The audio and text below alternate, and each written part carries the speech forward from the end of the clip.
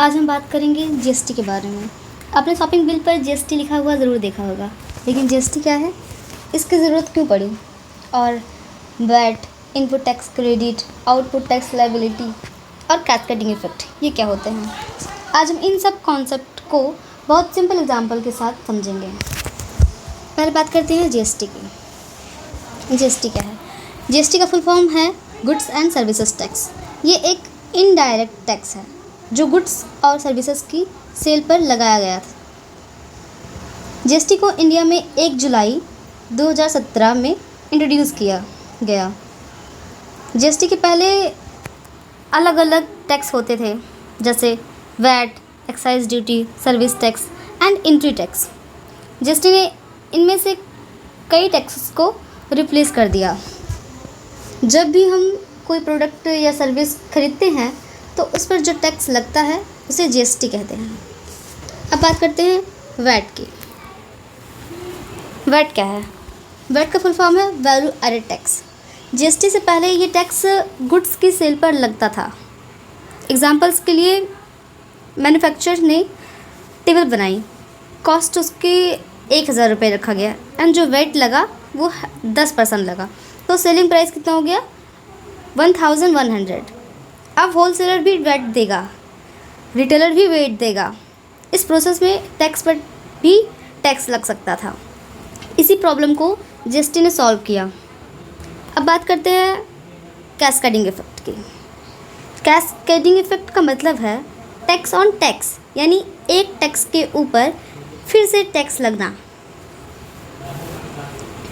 Example के लिए, जैसे मैन्युफैक्चरर्स ने प्रोडक्ट प्राइस 100 रुपये रखा है और उस पर टैक्स लगाया है 10 रुपये, तो टोटल प्राइस कितना हो गया 110। अब नेक्स्ट सेलर 110 को बेस मानकर टैक्स लगाता है, टैक्स फिर टैक्स पर लग रहा है। रिजल्ट क्या होगा इसका? कंज्यूमर को ज़्यादा प्राइस देनी पड़ेगी।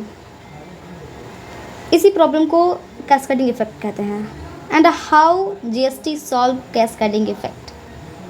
तो जीएसटी ने इनपुट टैक्स क्रेडिट मिलता है, इसीलिए टैक्स सिर्फ वैल्यू एडिशन पर लगता है, टैक्स पर टैक्स नहीं लगता। और इसका रिजल्ट क्या होगा?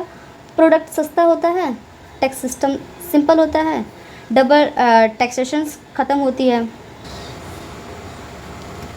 अब बात करते हैं इनपुट टैक्स क्रेडिट की, आईटीसी।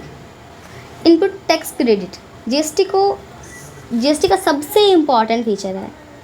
बिजनेस ने परचेजेस का टाइम जो जीएसटी पे किया है उसका क्रेडिट मिलना ही इनपुट टैक्स क्रेडिट कहलाता है।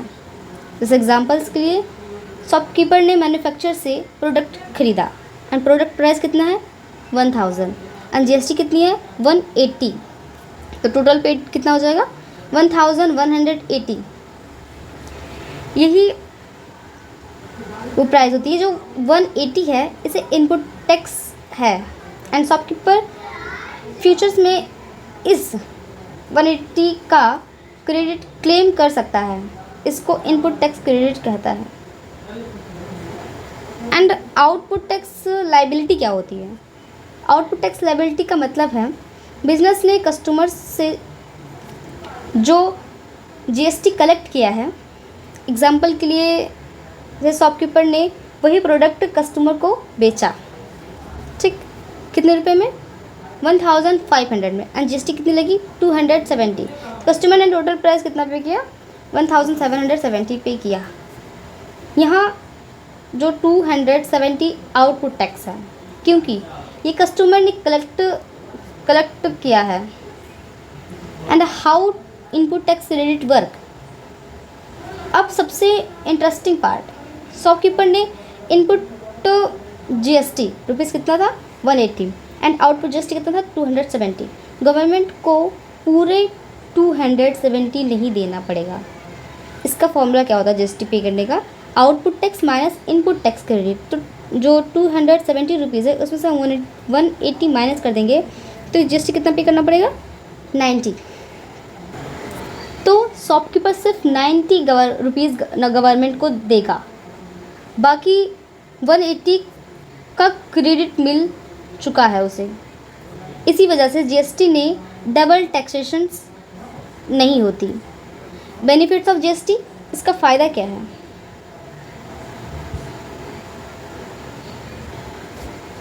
फार्मर के लिए या फिर कंज्यूमर के लिए इसका बेनिफिट क्या हुआ? तो फर्स्ट क्या है, सिंपल टैक्स सिस्टम हो गया एंड ट्रांसपेरेंट बिलिंग हो गई, कैस्केडिंग इफेक्ट कम हो गया। अब बिजनेसेस के लिए जीएसटी का क्या फ़ायदा हुआ? तो इनपुट टैक्स क्रेडिट और second easy tax feeling and one nation one tax. तो फ्रेंड्स, जीएसटी एक मॉडर्न टैक्स सिस्टम है जो वेट की प्रॉब्लम्स को सॉल्व करता है। जीएसटी की वजह से कैस्केडिंग इफेक्ट्स कम होता है और बिजनेसेस को इनपुट टैक्स क्रेडिट का बेनिफिट्स मिलता है। इसीलिए जीएसटी को वन नेशन वन टैक्स भी कहा जाता है। थैंक यू फ्रेंड्स, मिलते हैं अगले इंटरेस्टिंग इकोनॉमिक टॉपिक के साथ।